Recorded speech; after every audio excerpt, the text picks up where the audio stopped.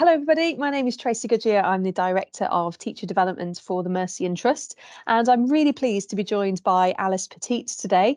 Alice is an evidence lead in education for the Educational Endowment Foundation, and also kind of does her work through Billesley Research School, which isn't too far from where we are. Alice, just before we start, firstly, thank you for joining us today and to talk through some of the research on social and emotional learning. Could you just tell us a little bit about your role? Because you're not just an evidence lead in education, you do some other stuff as well, don't you? I do, absolutely. Yeah. So, as an evidence lead in education, I work through Billesley Research School, but I do have a main job, a full-time job that's separate to that. So, I work for King Edward's Handsworth, where I work as a pastoral leader, as the lead for PSHE, and I also am a teacher.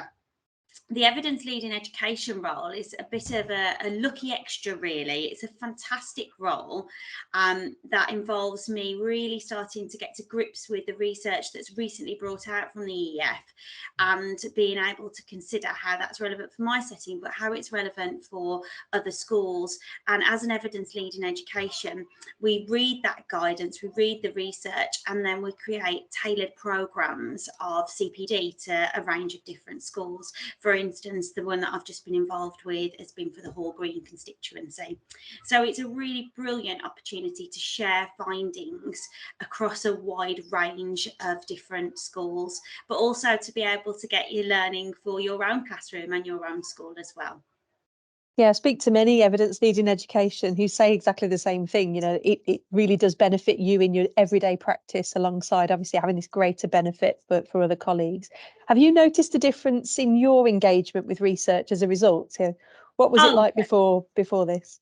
absolutely. I think now that there becomes a greater sense of being able to accurately diagnose actually what are the issues that I need to solve or sort or work through in my classroom or in a whole year group or whole school level, and then thinking, okay, well, rather than just assume what might work for it, let's read the evidence and let's find out what has worked in other places, and carefully analysing that alongside knowledge of what our setting's like, so that we can tailor it, but certainly take the chunks of information that we know will work. And I think that that's a real benefit because it gives a confidence in the resources, and a confidence in the strategies that we implement, and we can compare that then, of course, to other studies.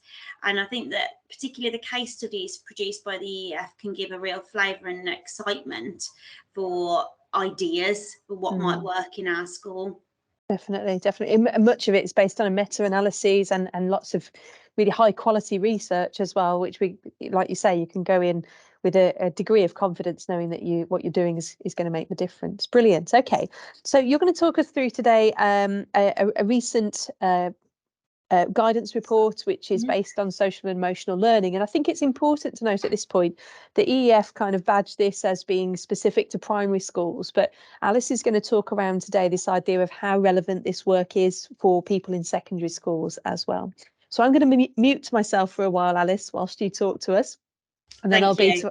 back to ask a few questions at the end. Okay. Yeah.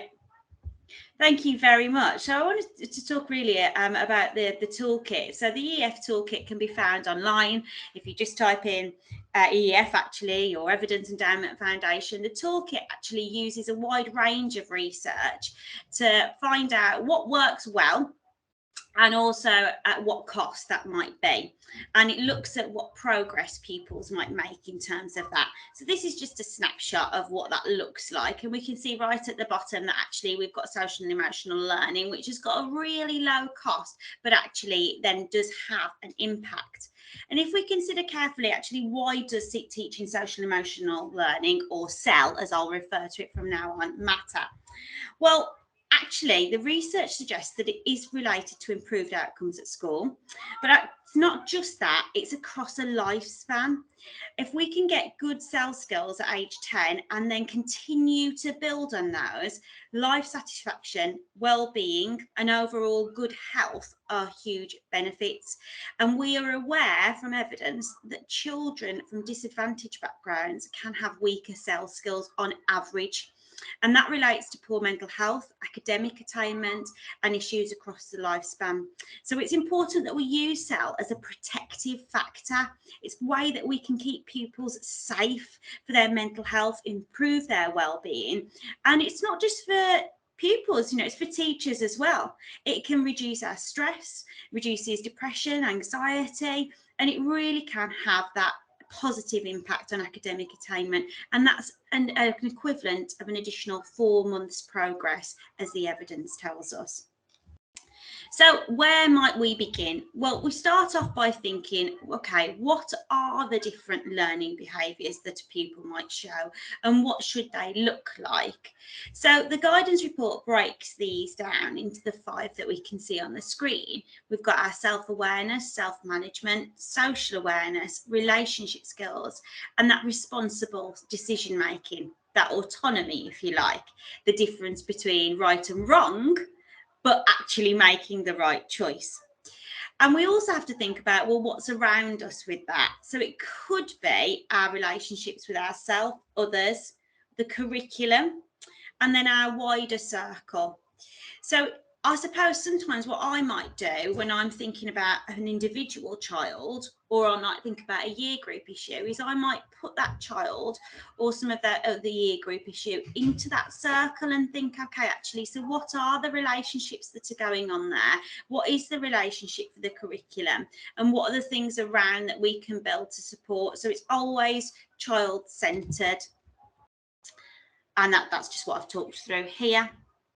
So I suppose a big question that I would ask is, well, what do these look like for pupils in your school? Because even though we're all local, these things look different in different settings. So what would good self-awareness look like in your setting? And that might be a different set of thoughts to what it looks like in year 7 to what it looks like in year 10 or year 12, for instance. So when considering the SEL guidance, I would really carefully imagine, well, what does our vision statement say? What do we want our pupils to look like? And how is this referenced in the skills that are already set out? Because there will be lots of work that's already been done. And it'd be interesting to consider, actually, where do we want our pupils to be, and how can we make sure that they're equipped to have the appropriate support to develop these skills. And these are our skills that are very much at the heart of SEL. The guidance report is free to download, and I would recommend that you have a look, even if it's just at this page. It's within the first 5 pages, because it actually defines what those skills are, but also the associated skills that are along with that. And I think that this is a tool that can even be used with pupils. There's no reason why this couldn't be shared with certain pupils, maybe pupils in a leading role, or actually it could be to engage pupils in understanding, well, what are these skills? How do you show that, to do a self-audit and to consider where they are already.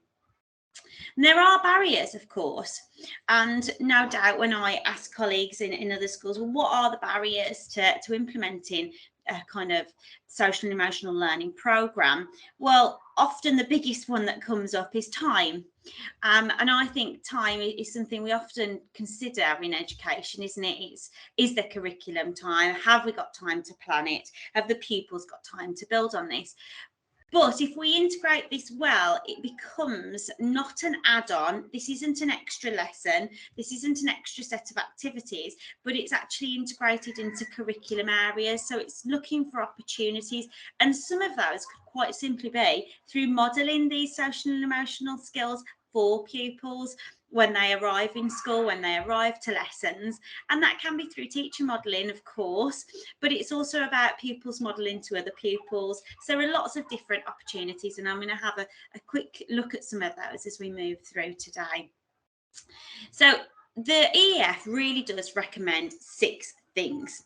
And if anybody is familiar with the EEF guidance reports, inside the front cover, they will often have these 6 things laid out nice and neatly for us so that we're aware, and it guides us through how to make the difference, what we should be doing. So they recommend that we teach these skills explicitly, that we actually talk about what social and emotional learning looks like, and we deliberately model in that way. They want us to integrate them through everyday teaching. As I said, it's not an add-on. This isn't an extra lesson. This is seeking for opportunities. They want us to consider how we can carefully plan for that. Use a safe curriculum, so it's sequential, active, focused and explicit, and to reinforce those through whole school ethos and activities. Plan, support, and then monitor that implementation. So from when we start to consider these recommendations, are they making a difference? What is it that we're doing? How might we be able to monitor it? And I'll talk to you about a case study in a little while for how I've done it in my school. So I think it's really important to reference Seven Houses Forgetting Curve and actually think about the longer the time goes, our memory forgets what we've learned. And we often will refer to this in terms of our metacognition. But we often think about it in the context of content, our lesson information, what we want pupils to learn and to retrieve. But we don't often think about this in terms of our social and emotional skills. And it can be that if we think about our academic year, we consider, okay, pupils have had 6 weeks off, so let's have a transition back into school. Let's help them with their characters or their values, their social and emotional aspects. But we need to do that more regularly and to consider which pupils may need this modelling more or may need more work or support within these areas, so that we are continually retrieving those skills and providing opportunities for pupils to retrieve those skills on a regular basis. This is an example of how I've implemented this work in my setting. I work in a large selective girls' school. It's from ages 11 to 18. And one of the problems that we were looking to solve was to build on the excellent pastoral support in place, to give more one-to-one provision for targeted pupils, to enhance their leadership, and to provide positive role models for pupils in school. We wanted more pupils to be listened to on a one-to-one basis, essentially. But there were some real barriers to that. We can all relate to financial implications, time. How would this be personalised? If somebody's going to be listening to them, will they have the safeguarding awareness and child protection training that we've got? Would they understand the confidentiality? Would there be a space even for them to meet them so that it has that sense of privacy? So what I did was I looked at a group that were already established in school. For us, they're called the Young Wellbeing Leads, but I'm aware of lots of different types of roles in other schools. It could even be librarians. It might be a wellbeing lead or whatever it might be. And I used some training from the Anna Freud Foundation, and they are leading experts in youth mental health. So they have got a wide range of research of what might work well. And they produce this peer mentoring scheme. And the training is absolutely excellent. And I can provide links actually to where that sort of training manual is for you to access, so that you can read through really the steps for training pupils and the implementation story.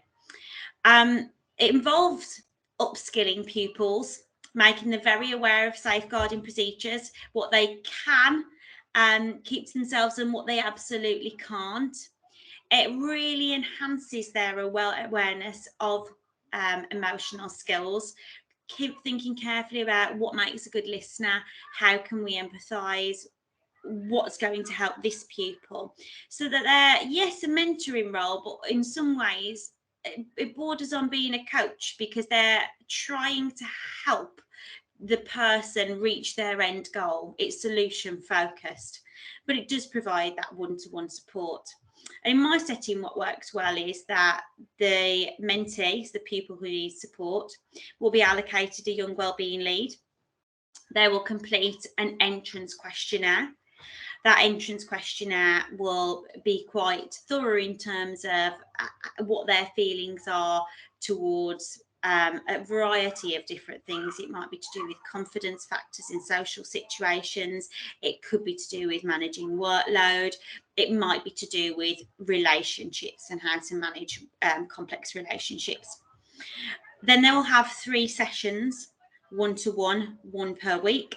They have a week off where they can work on the strategies that they've gained from the Young Wellbeing Lead, and then they'll return for a further 3 sessions before completing an exit questionnaire. That exit questionnaire is really important because that tracks whether this has been successful for that pupil. And I think it's very important to share with you that it doesn't always work for every pupil. For the vast majority it does, and that's why the programme will continue to run and why it's positive for our school. But we have to bear in mind that when we're dealing with individuals, there are some that this may have not made enough of a difference for because there are external factors. But that exit questionnaire can help inform pastoral team as to, well, what can we do then? What's the next step for this pupil? How can we make their support even more bespoke? I'm just going to leave on the screen for you there some statements that were shared from the Young Wellbeing Leads just in this last month, actually, about them and their role.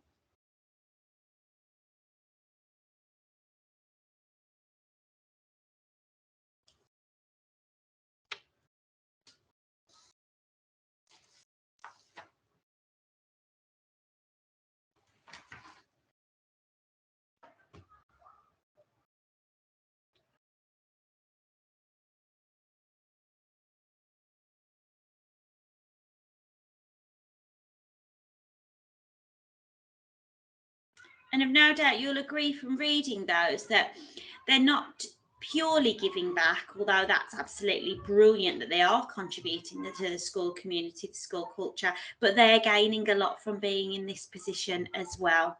So it's an excellent opportunity for them to really thrive. So I'm going to talk through now some brief strategies that are easy to implement. I love this one because the pupils really enjoy it and it really gets them talking, even the most quieter ones. So it's just a chance to plot where you might be on this scale. And this could be generated by pupils. It doesn't have to be one that's found and that uses their words, their adjectives to describe their feelings.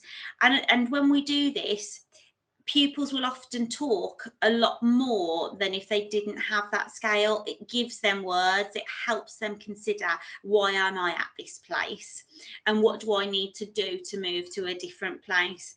And often when I might do this with a group, I might talk to them about, okay, it's all right to be in the low energy negative bit for some time, but it can't be there always. So if I was there this morning, I would want to make sure that I'd changed my feelings by the time we sort of got to lunchtime. And if not, maybe that's the time to start to consider, okay, what do I need? What do I need to support me? I love this one because it's just so easy to implement. It's a great infographic, really, for pupils to come in.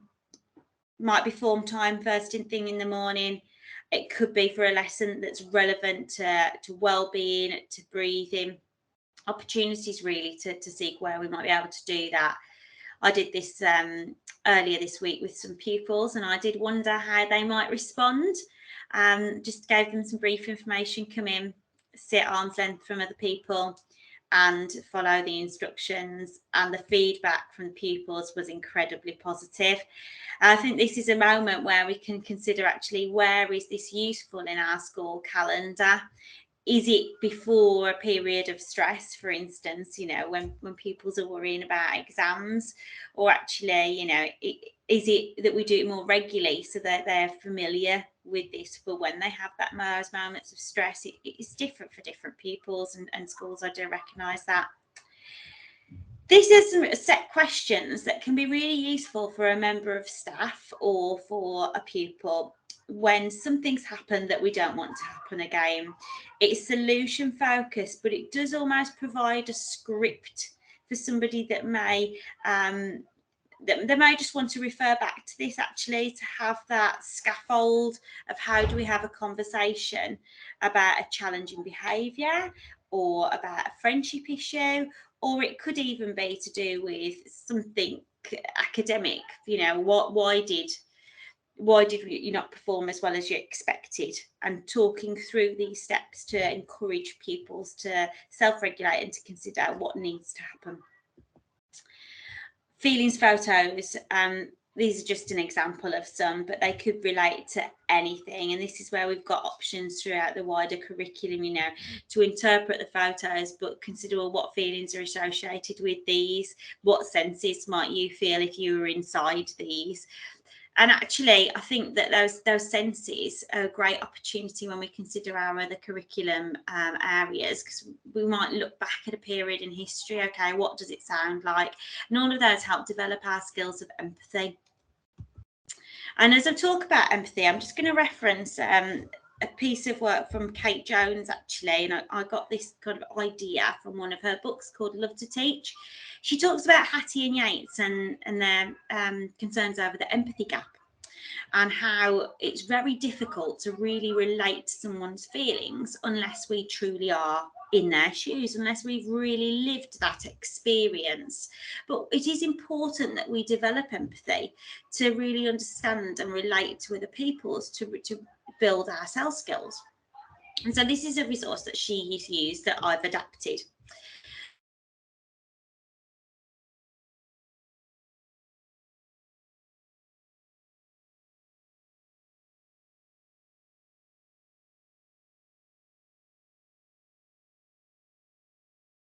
And they could write those down in the different toes. We could adapt that so it's not just about feelings. It could be that we have 5 feelings on one, and on the other it might be, okay, so if you're feeling like that, what would the physical result be? So for instance, if somebody felt anxious, worried, scared, well, their physical results might be that they were getting a bit sweaty, they were a bit shaky, they had an increased heart rate.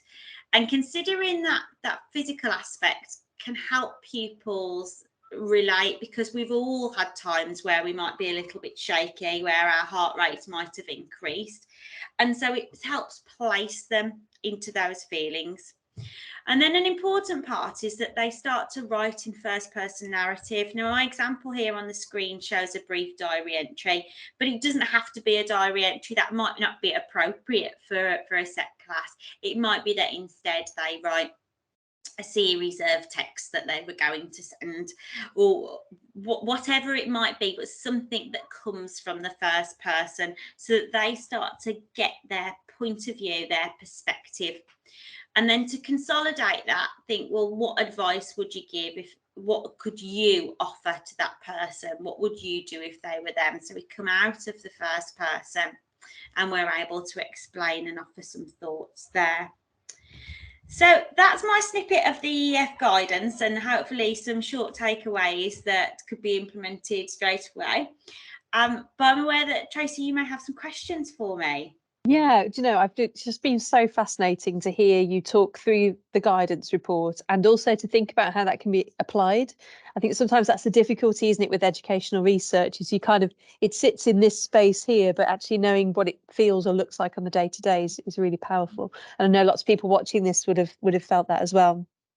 There are a few things that jumped out to me in that presentation, not least that reminder about Ebbinghouse's forgetting curve. You know, as you say, that is a document and a diagram that we use often to justify recall, retrieval, and how important that is in terms of knowledge and understanding. What's interesting is I don't know how much thought we've given to that in terms of habitual, like feelings, thoughts, habits of mind as well. Has that changed your thinking at all about how often we engage with pupils on this sort of level? Yeah. I'm just going to stop sharing my screen for a moment so that. Yeah, that's fine. Yeah, that's brilliant. I'm just No aware worries. I've got a diagram of feet up there. Yeah, absolutely. I would think so, that it has changed, because I have started to consider actually what areas of skills do pupils need and when, and how often do they need to revisit those, and to when is it relevant to model those or to really build opportunities. And I think that there can be times where in the school day we behave in different ways to show our feelings as well. I certainly know how I feel delivering the last lesson of the day in comparison to the first lesson, but I think it's really important to ensure that we are absolutely modelling what we want them to, how we want them to behave towards us, but equally at times being honest and showing that we've got to self-regulate as well. And of course we need to be mindful about what we're sharing with pupils, and we don't want to be telling them that we're doing that on a daily basis, but I do think it's important that they get to see how we use our self skills and to make that explicit. But I also think when we consider, you know, Ebbinghaus and also our metacognition, when we think about our amygdala, because actually lots of research will show that if we're relating our learning to feelings, to experiences that have happened to us, we're more likely to remember it. And I think that's why it's so important when we consider something such as empathy to know that pupils are able to relate. Yes, yeah, absolutely, absolutely. And I suppose that links quite a lot with the idea of telling or teaching through stories. I know that's something that there are various different organisations that are promoting at the moment, but it's always been a popular thing. You know, children will remember stories that you tell them about random things, and it does show that engagement between what's happening in their brain and their thoughts and feelings as well. I thought it was really interesting when you talked about the young wellbeing lead role, because you know, much of that I imagine was an experiment in giving these children this level of responsibility, and that obviously some concern would be about the crossover with safeguarding concerns. What do you think? What do you think that's taught you? You're like that actually, the young wellbeing lead, in instigating that, measuring its success. What has it taught you about the power of students to help other students? It's been an absolutely amazing experience, I must say, you know, really, really rewarding for the pupils and delightful for them to see. I think what I would say is that we need to train them very well. And I would recommend those Anna Freud resources because they've got a clear set of, is this safeguarding or is it not? And from using those resources, we can assess pupils' learning and know if they're ready to go in. Yeah. We also need to be careful about who we pick as a mentee. You know, if somebody is like, if we think they may have a safeguarding concern, then they need to see an adult in school. This is different.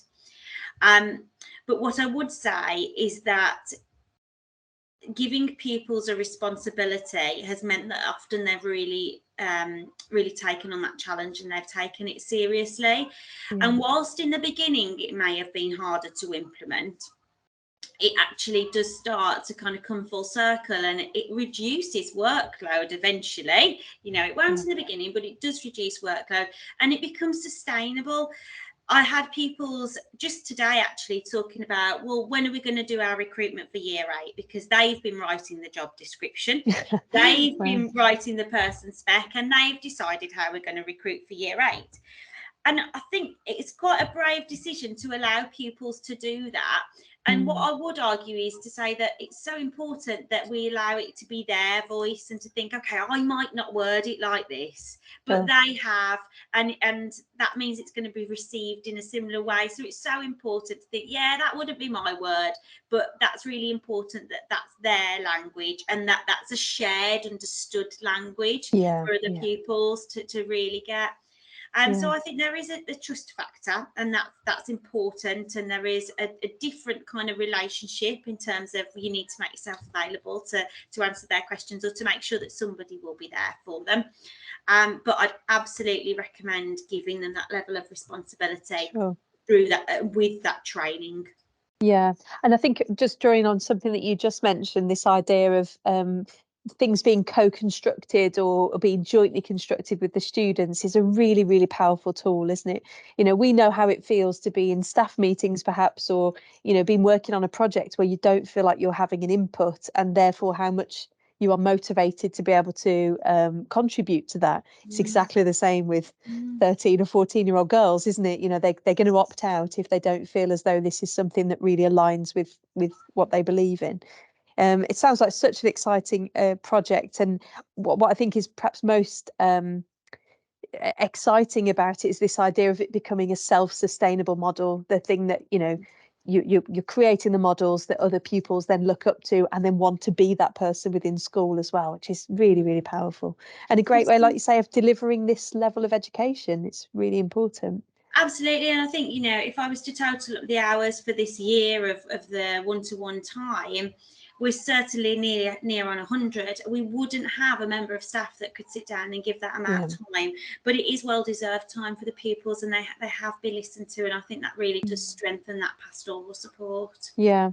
So am I right in thinking then that the Young Wellbeing Leads as a scheme, it sits within your kind of pastoral interventions as a head of year? Would that be what's available to you? Yeah, absolutely, that would be. But that's not to say that social emotional skills just falls within that factor, of course. Good. I think we've got to continue to think back to Ebbinghouse's curve. Okay, so that's what it looks like for those that are targeted, that need it. But what's our universal provision? Yeah. And that's it's where interesting. it's woven in. Yeah, absolutely. And it's interesting, isn't it? I think that's the key bit, is how habitual are some of these ways of thinking or being, or adapting to new situations. I suppose my question based on that would be, this idea that perhaps it might be seen as a distraction from delivering the curriculum for some. Obviously, in content-heavy subjects, there's a real pace to making sure that students learn all of the stuff that they should learn for that subject. How would you justify that to somebody said, "Oh, that airy fairy stuff, it's going to waste my time"? I think we go back to what we know about metacognition. If somebody can relate their emotions and feelings, they are more likely to remember the content anyway. So not only is it helping that information that's delivered sink in, be retrieved, it's also helping pupils have the longer term benefits. So why not? Brilliant. Thank you.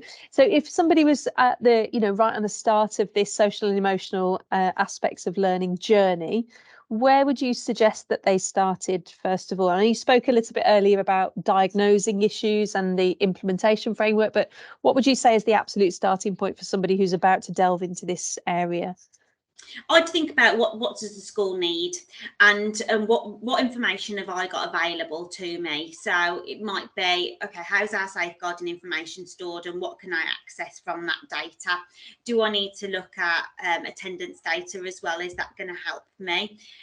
If we're talking about schools with a local catchment area, can I use the Public Health England website to help diagnose what issues are going on here, whether or not they're for pupils in that school, because that data tells us about the families that are local. So it's what these pupils are exposed to, not just what they're having happen to themselves. So I would certainly make sure we're utilising everything we can. I would then conduct a series of pupil voice, and I think that's really important. And it might be that a member of staff does that, or it might be that a member of staff trains a select group of pupils to do that. Pupils can be more honest with other pupils at times, and I think that can be very helpful. What are our issues? Same in terms of our pastoral leads, but also just listening to all teachers. What are people struggling to grasp in those classrooms? Are they saying hello when they walk in the room or down the corridors, or are they ignoring them? What's happening? So to kind of have a bit of a breadth of research there to diagnose, well, what self skills should I be focusing on? Yeah.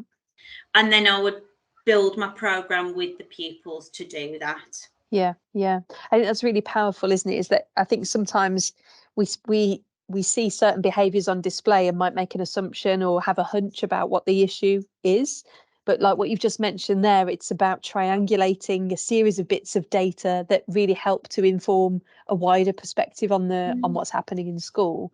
It's a really powerful tool to make sure that change is meaningful and happens in the right way. Brilliant. Okay, is there anything else that you want to tell us about, or you haven't had a chance to tell us about? I'm very happy with everything that we've covered there. I would just mention that what we haven't touched heaps on, we did with the Young Wellbeing Lead, but perhaps not the others, is that implementation process. And actually what Strand 6 says, it's about your planning, your support, you're monitoring.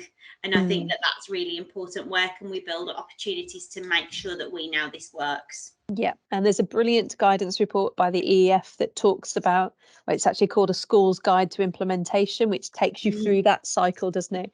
It's an invaluable tool for anybody who wants to make change at any level, whether it's in your classroom or at a whole institution level. And So free to download for anybody. yes, yeah, that's amazing. Well, can I just say, Alice, thank you so much for your time today. We've thoroughly enjoyed it, and I know many of our colleagues will have gained a huge amount from this session. So thank you, and all the best with your continued role. Thank you very much. Cheers.